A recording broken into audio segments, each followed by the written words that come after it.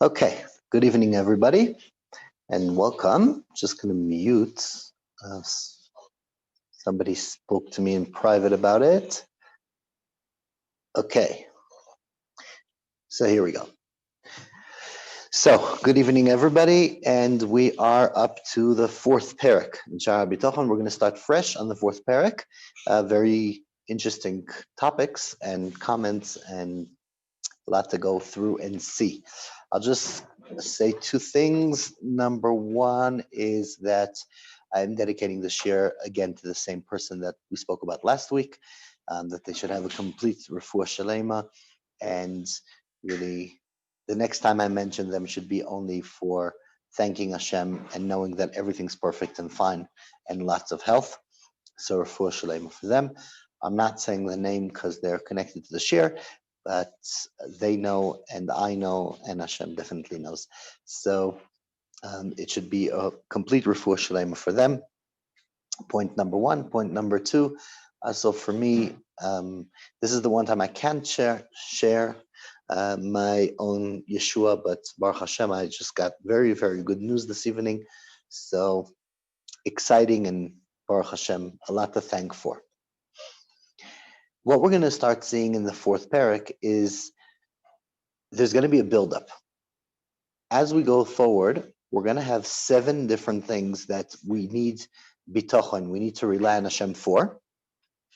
And these 7 things are different parts of bitachon, relevant for this world, for the next world, we'll see. But before that, the Chovos Halevavos starts with a buildup of how do we get to the categories of what we need to have bitachon for. So there's a few categories that we're going to go through and see how it's separated and how it's built up. As we've seen many times, Rabbi Bechaya is the Sefer of Chovos Halevavos is very organized, very categorized, and very easy to go through.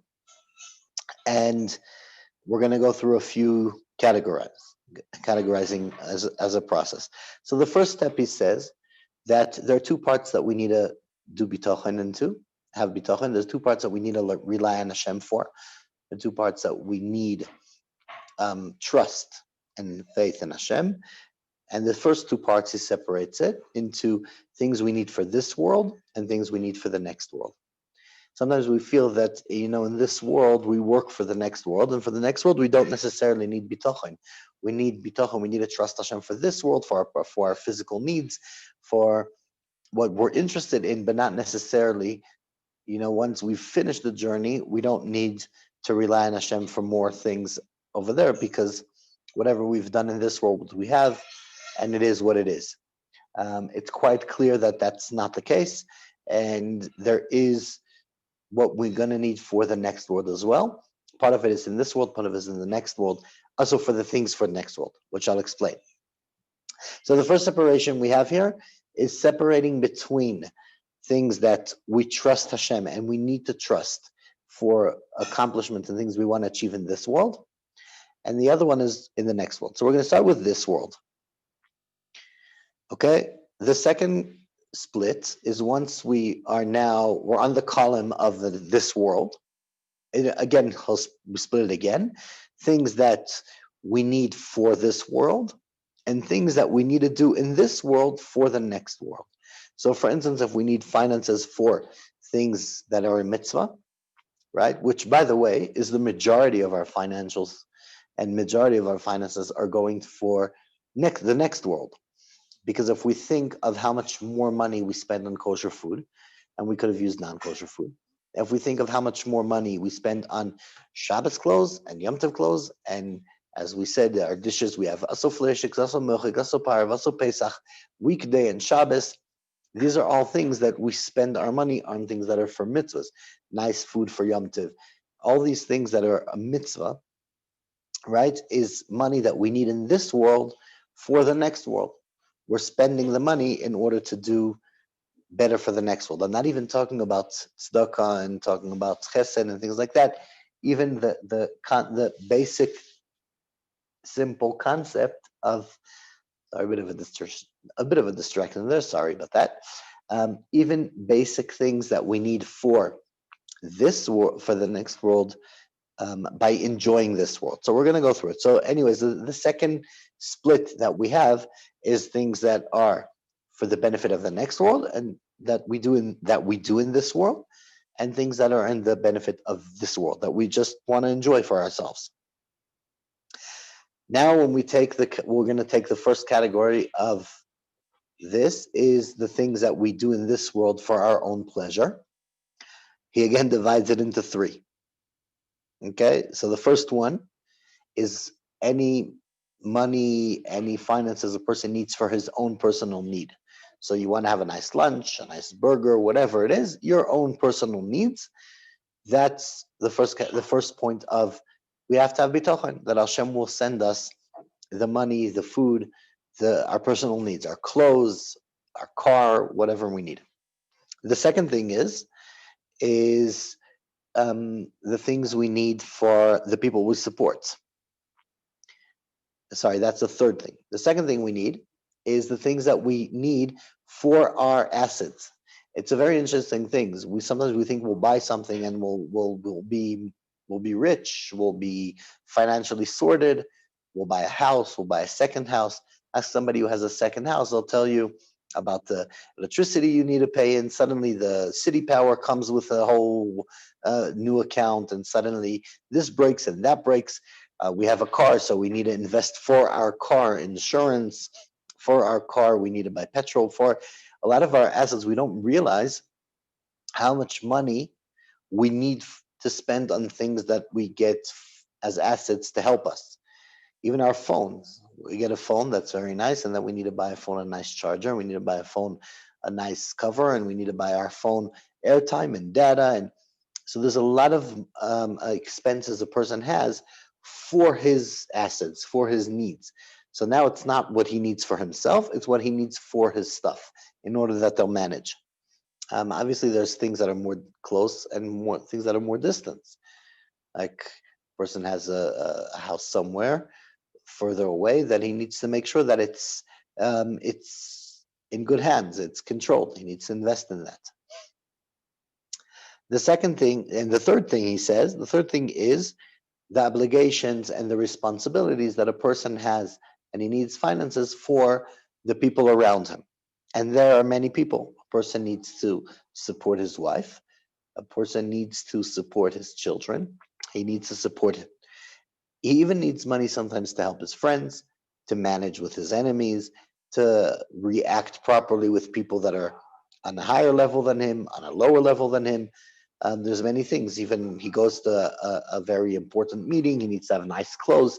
He goes to an important to a business meeting. He needs to give them a card. He needs to give them a gift.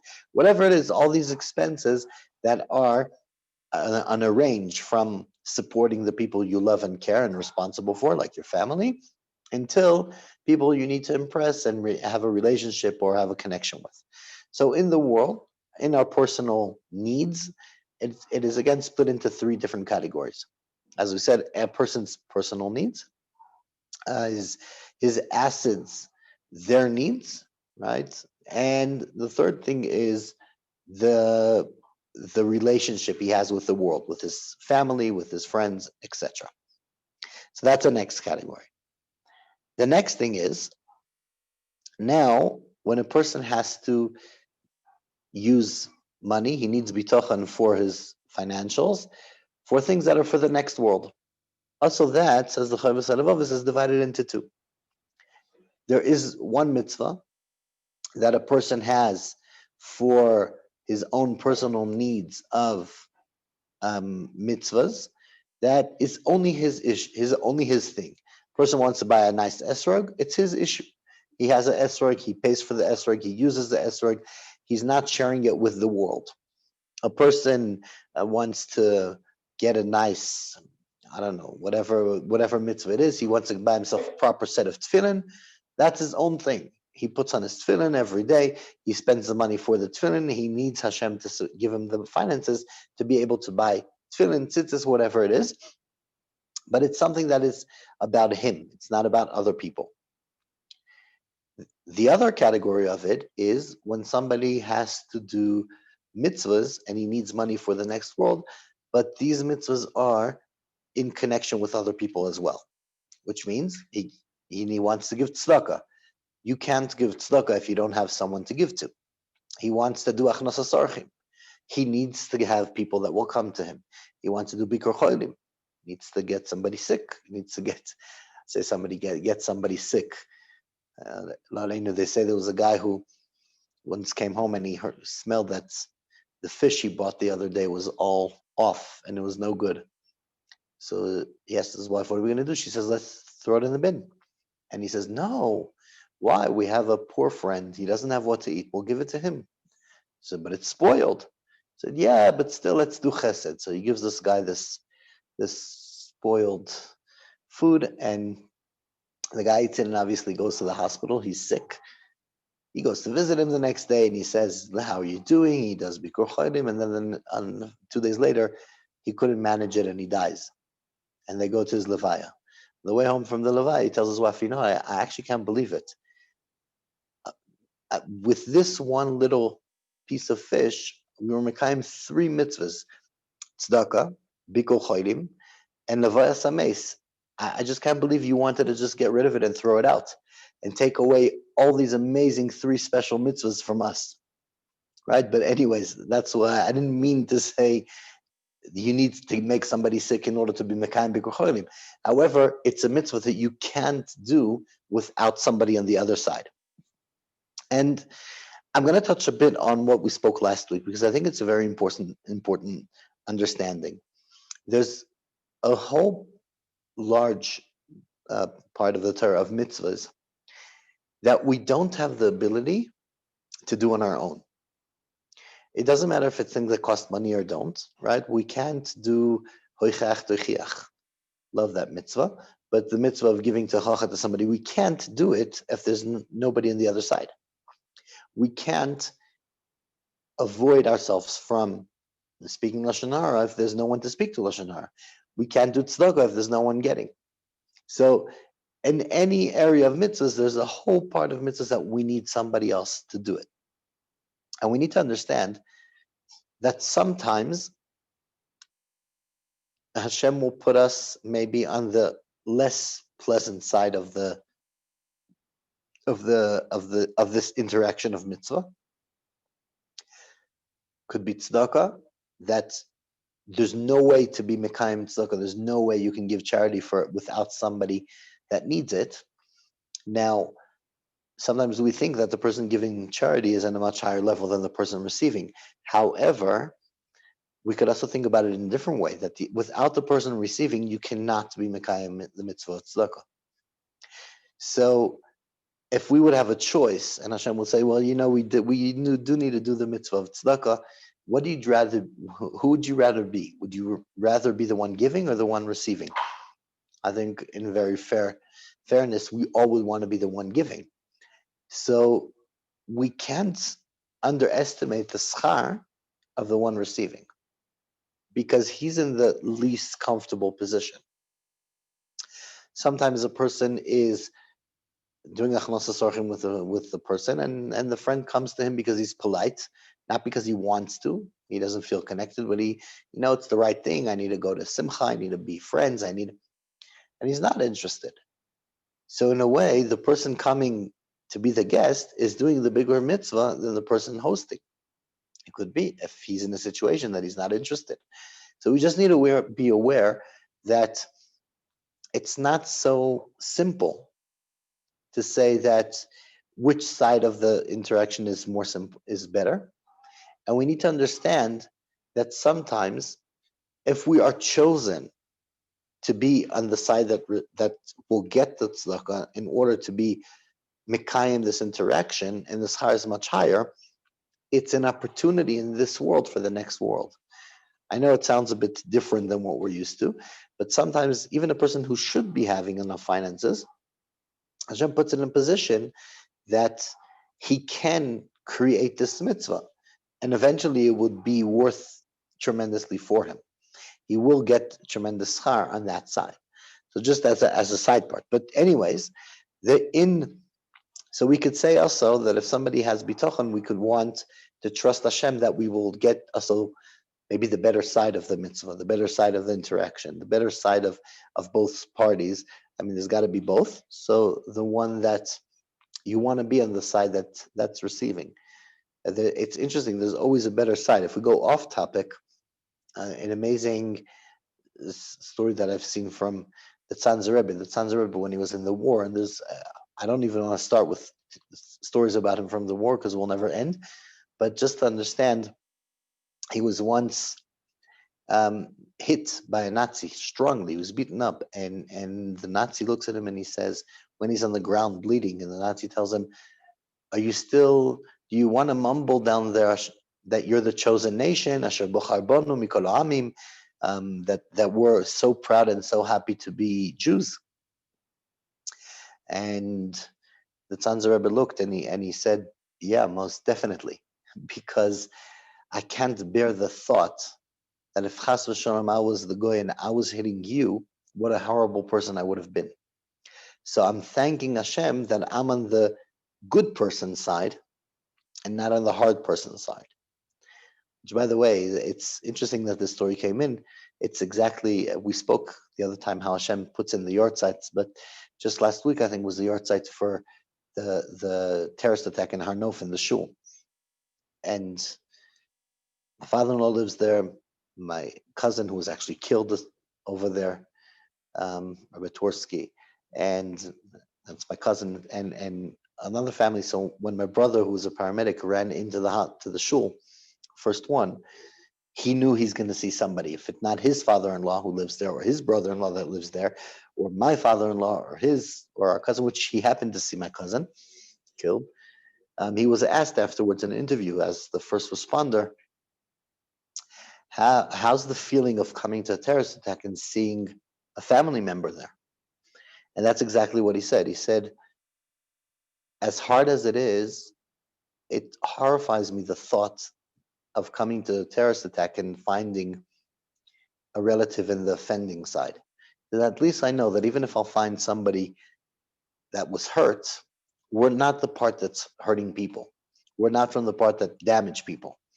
So we have to daven, we have to understand, we also have to have bitachon not only for the mitzvahs that we need for ourselves, we also need for the mitzvahs that we need to do with other people. And please, Hashem should help us to be actually on the right side of receiving it, which is quite important. We see sometimes that there's a different concept. I mean, if somebody drinks wine, he says hagofen. If it's a better wine, he could say shechianu. But if he's drinking with somebody else, he'll say atoiv hametiv.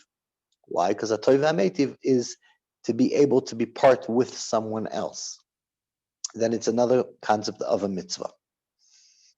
Okay, so those are the two categories. We can go into details more, but those are the two concepts. Now he comes and he says an interesting thing, which is not something that we're not always aware of. He says, now we'll go back to the first split and we'll look at the part of things that a person needs for the next world. In Yoneh Olam Haba. He says, when we look in Yoneh Olam Haba, so after we needed to trust Hashem that we'll achieve and do these mitzvahs in this world, and sometimes a person wants to do a mitzvah and it doesn't work out. He tries, doesn't happen. Which, by the way, if somebody does try really hard, it's brought down that if somebody fights for it with all his power, then he'll never miss it. And we know somebody wakes up every morning for Krishma on time, even if he goes to sleep at 5 a.m, he'll wake up on time for Krishma. I've seen it. I heard from the Boston Rabbi in Boston. He told me once that he never had a problem with Kiddush Levana, and every month, but it was always hard during the winter in Boston to get Kiddush Levana. And he would go out every night and he would really struggle. And he did Kiddush Levana. He said one year he had a very challenging, it was a very hard winter. It was nothing. And comes the last night of Kiddush Levana and nothing. And he's about to miss Kiddush Levana for the first time. So he said he couldn't manage the concept of not doing Kiddush Levana. So he rented from somebody he paid a lot of money that he wasn't rich, and he paid a lot of money that he didn't have, and he rented a helicopter and somebody that will take him higher on top of the clouds, and he was able to do Kiddush Levana. And he Dafka needed, it's very hard for helicopters to go so high, but he wanted Dafka helicopter because he didn't want to do through a window, he wanted open, all halachas that you need. He told me that since that month, for the rest of his life, well, not for the rest of his life, because he told me before he was niftar, but I met him when he was quite old already, and I'm assuming it worked out even after, especially he lived in Eretz Yisrael. He said that every time he went out to do Kiddush Levana, he saw the moon. He said once he fought like that, and he had to hire a helicopter and do Kiddush Levana, which he wasn't obligated al pidin. I mean, I don't want anybody to say, okay, I mean, we got to take a plane. What can we do? No, he's not obligated to, but he did that, and he was able to get it. So we need, number one, we need siyata d'ishmael. We need to trust Hashem that our good deeds would work out. Many times we try to do something and it doesn't work out. The same thing with mitzvahs. We need that relying on Hashem. And the second thing is that it's interesting, but there's another whole concept which will go in deeper on a much later stage. There's a whole concept of chesed in the next world, which means that we tend to think that if somebody does his best here or does what he's supposed to in this world, when he comes to Shamayim, he's judged fully with how he's judged. And whatever the answer, whatever he deserves, and that's what he gets. And what Rabbi Elimelech comes and he says, no, there's a whole concept of chesed in the next world that we get much more than what we actually deserve. There is a concept that Hashem gives us in generosity much more in Amaba than we deserve. Now, obviously, one will come and say, well, okay, then I'll do what I want and I'll rely on Hashem.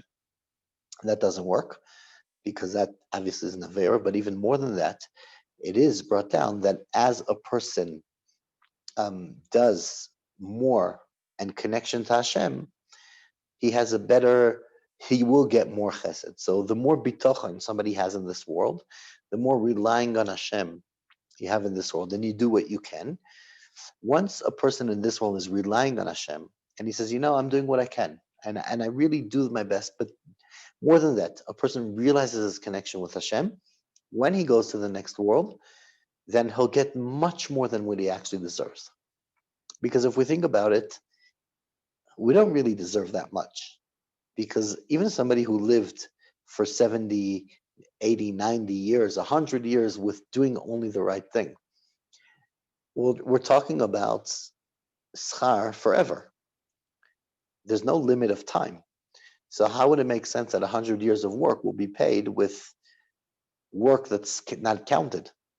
You can't say, okay, I'll give you 100 instead. I'll give you 200 years. You do 100 years in this world, you get 1,000 in the next one. It's not enough for us 1,000 because out of this world, there's no concept of time. It's forever. Not the kind of no concept of time that I run with. I mean, the real no concept of time, that there's no boundaries. It doesn't, no beginning, no end. So if that's the case, then how can we ever achieve the endless? There's chesed that we can trust Hashem, just like Hashem showers us here with good. And as we see very clearly, that's very easily we can see that our needs are fulfilled. We have Baruch Hashem what to eat, we have where to sleep, we have clothes. We're very worried financially, but it's not about food necessarily. Most of us, and even if it is about food, it's not about a loaf of bread. It does happen, maybe, and it can happen, but generally, bread we have, that's Baruch Hashem, the generation we live in. And the same thing, we can rely on Hashem. And if somebody has the relying on Hashem in the next world as well, no problem. Hashem will shower us with chesed in the next world. We need to have a certain connection, but we will be getting much more than what we actually deserve, much more than what we worked for. And so just like there's bitachon in this world, there's bitachon in the next world. And that's when we can rely. So These are the categories, just to go quickly and to understand, so we could go through the buildup of the things we need to trust Hashem with. So this world and the next world. When we look into this world and the next world, this world is divided into three of our own personal needs, our belongings needs, and the people that we're in relationship and contact with, their needs. And then the second thing is for the mitzvahs. And the mitzvahs is also separated into two: the mitzvahs we need for ourselves to achieve in this world and that don't affect other people, and the mitzvahs we need other people for. And then for the next world as well, we need chesed, number one, to be able to achieve our mitzvahs, to try and to actually make it happen, right? It's not enough to to try and want to do a mitzvah. I mean, it is because Hashem gives us that as a gift, that if we want to do the mitzvah, it can work. And I remember somebody told me that he once came home and on the way home, he stopped to buy his wife some flowers. And when he got home, he realized he paid for it. He forgot it in the shop. So he walks in the house and he tells his wife, I'm sorry, I meant to get you flowers and I forgot. So she said, whatever. It's the thought that counts. I don't care about the flowers. I care that you thought and you wanted. I'm as happy. And that's great. So the next day he walks in and he says, I just wanted to let you know that I bought you a yacht, but I forgot it in the shop. So it's not only the thought, but in Klape Shmaya, it is only the thought. In Klape Shmaya, if the person tries and he does the best he can, we have Bitachon in Hashem that he'll help us make it happen. If it didn't, also Hashem connects a good thought and a good will to action. And the same thing that we'll get in the next world, Chesed. Hashem will shower us with good and abilities. So now the list of the 7 things comes out and very similar. But let's look at the breakdown. So now we've reached the breakdown of the 7 things that we need to trust Hashem for. Echod mehem, the first one, very simple, inyone haguf bilvad. What we need for our bodies. We need for our bodies food. We need for our bodies health. Some things we have bitachon that will get the thing we need. Like, it's interesting that there's separation in bitachon. Some things Hashem created in nature that it works. So Hashem created that if we eat, we're not hungry. So, at least for some of us. But if we eat, we're not hungry. So Hashem created that way. So we trust Hashem, we will get food. There's another thing that of our physical needs that we don't even need to worry about necessarily. It's our health. Many times we trust Hashem that we'll be healthy.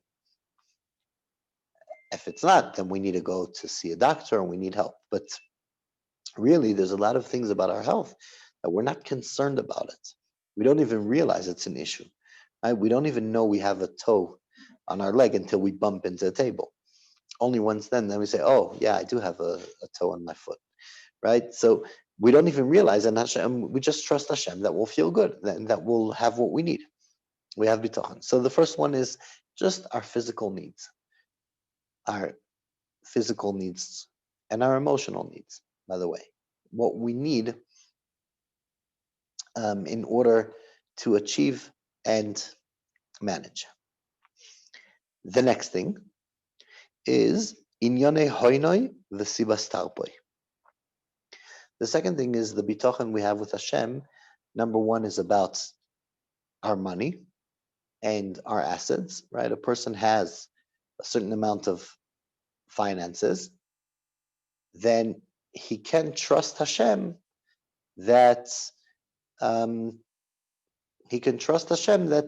his money won't get stolen, won't get lost. He'll keep it. Whatever it is that he doesn't need to worry about, right? That he has it.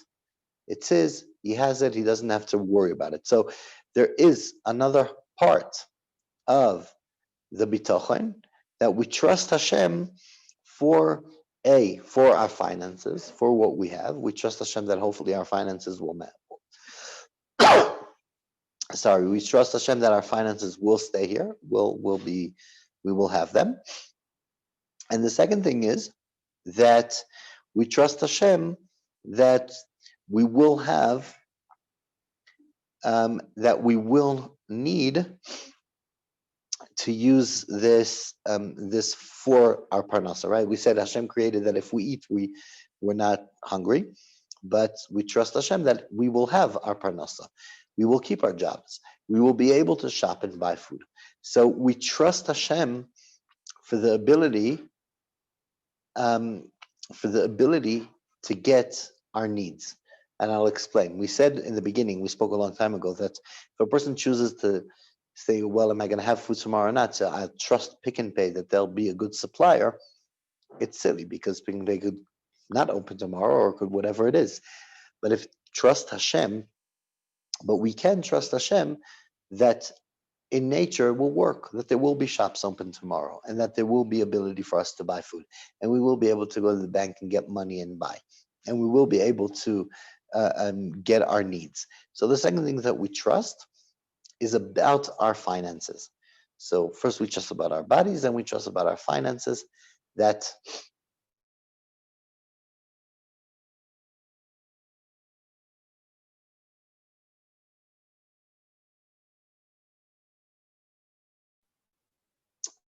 our financials are finally in a way that we can, right, that our finances will be in place, that was us, and we trust Hashem.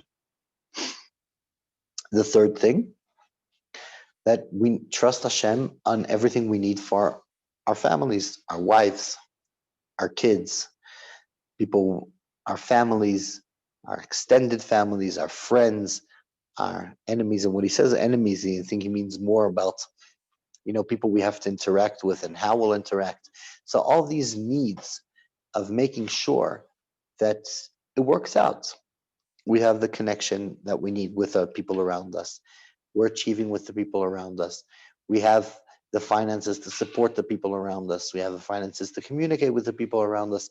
We have the ability to be appropriate with the people around us. All these things, we trust Hashem that we will have the ability to manage. All right, even small things. The one time we drive to work and in a meeting, and on the way, and we spill some coffee that we drank on us, we don't always remember about the last 20 times we drove with the coffee and we didn't spill it on us. But you can't walk into a meeting that way. Still, you need a basic siyata d'ishmaya, even for the things to go smooth. Yes, I know I shouldn't be drinking coffee while I'm driving, get that. However, we do need, we just need this ability of trusting Hashem that we can manage in our normal lives, in our normal reactions. Now, moving into the spiritual area, our obligations. We trust Hashem that He'll help us manage all our obligations, what we're obligated in order to connect to Hashem. Sometimes a person wants to connect to Hashem, but he doesn't have the space of mind. He doesn't have the calmness. He's all over the place. So hard to focus, so hard to learn, so hard to read, to daven, to read Hebrew, to all these things. I'm not even talking about the getting the mitzvahs, getting the finances for the mitzvahs, managing the mitzvahs properly. So all these things that we need for our spiritual growth, and if chas v'shalom will get damaged by it, right? If a person doesn't do the right thing, if a person will eat something that will damage his spiritual level. So whatever it is, all these things that we trust Hashem, we will do the right thing. We can trust Hashem that we'll do what we're trying to, we'll do our ishtadlus. I mean, we could buy kosher food, that's our ishtadlus, but we also trust Hashem that it won't be messed up, that it won't be that there was a problem. That we want to do what we need to and keep our obligation, to do what the right thing is. And we try, we just need to manage that it really works. Right? The next one, the fifth one, as we're moving forward, the fifth one is the things that we're obligated to do with other people. As we said, any mitzvah a person has to do that is connecting to a different person, that has any other interactions. Some of it is small ones, like learning with someone, so you need one person. If it's a minyan, you need 10 people. So you need an interaction of 10 people for a minyan. You don't have 10 people, you don't have a minyan. So you need all these connections and all the mitzvahs that we need the ability to achieve with what we have. We need the ability to achieve, and we trust Hashem that we'll go to shul, we will find the minyan. We'll communicate with people, and we will be able to and achieve what we need. Then the sixth one is getting in the next world that what we worked for, which means we trust Hashem that it will come up there, and we'll see that we're getting the Shaar that we expect. We have Bitachon and we have trust in Hashem 100%, that all the mitzvahs we do, we will be rewarded for.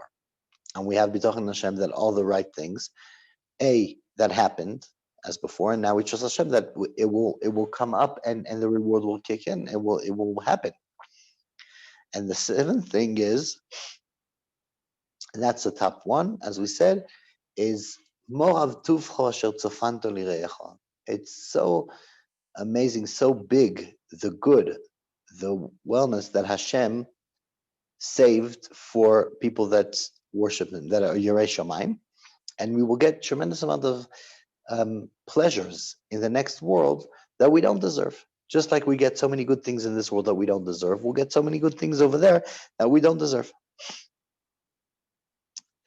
Right? So we will see that in these levels of work, there's trust in every part, in every aspect of our life with Hashem, from physical to spiritual to emotional to this world to the next world.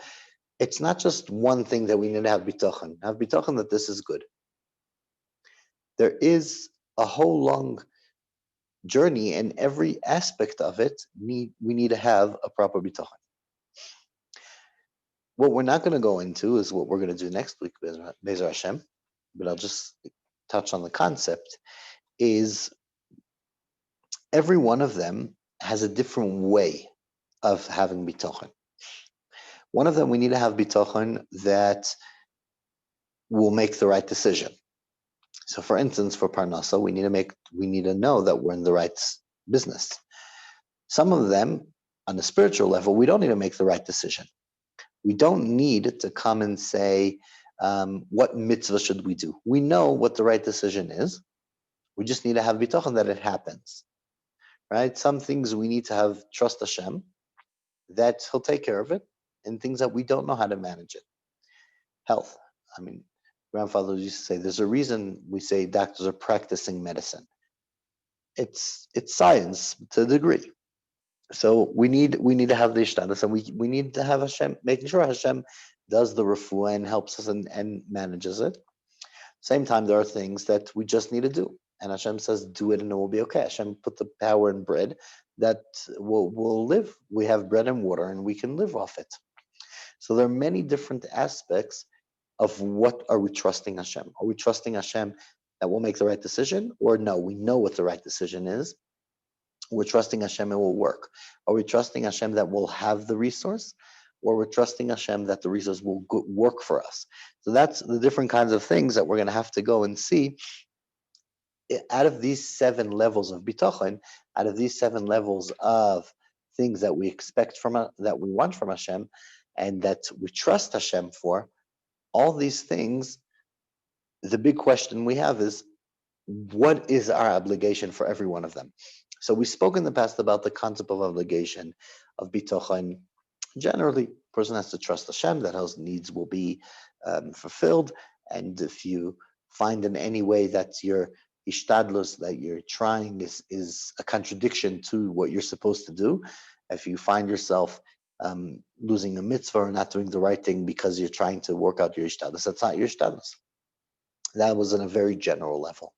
Now we're going to go into a more concrete, which would be for every one of these levels of bitachon, what do we need to do, and what do we need to believe, and what do we, or more than believe, trust? What do we need to trust Hashem in, and kind of be guided to do the right thing and the right decision? So I think we're going to leave it at that for now. I know it's maybe 2 minutes early, but we could see if there's any discussions or questions, but we'll end the share with this.